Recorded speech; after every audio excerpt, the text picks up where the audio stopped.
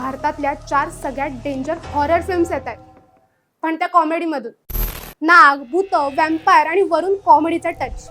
ही टक्कर आपल्याला येत्या काही वर्षात थिएटर्समध्ये पाहायला मिळणार. सगळ्यात आधी बोलूया नागझिलाबद्दल. यामध्ये कार्तिक आर्यन इच्छाधारी नाग असणार.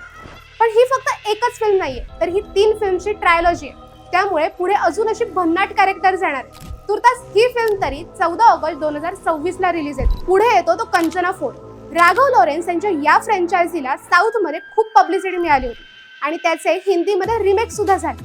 आता कंचना 4 येतोय. यामध्ये पूजा हेगडे आणि नोरा फतेही असणार आहे. त्यामुळे डान्स, हॉरर आणि कॉमेडीचा ट्रिपल डोस यामध्ये आपल्याला पाहायला मिळतोय. आणि पुढे येतो तो थामा, म्हणजे फिल्मचं नाव आहे थामा. ही मॅडॉक हॉरर कॉमेडी युनिव्हर्स मधली पुढची फिल्म आहे. यामध्ये आयुष्मान खुराना पहिल्यांदाच वॅम्पायर लोककथा एक्सप्लोर करणार आहे.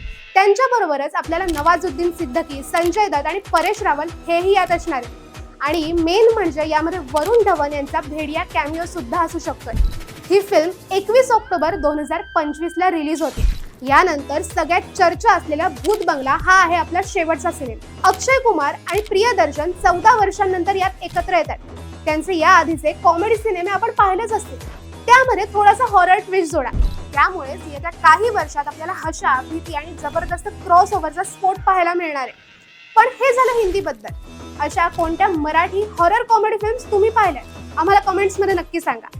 रील आवडली असेल तर लाईक करा, शेअर करा आणि आपल्या चंद्रकोर फिल्मच्या इन्स्टा पेजला फॉलो करायला विसरू नका. आणि आपल्या यूट्यूब चॅनलला सुद्धा सबस्क्राईब करा.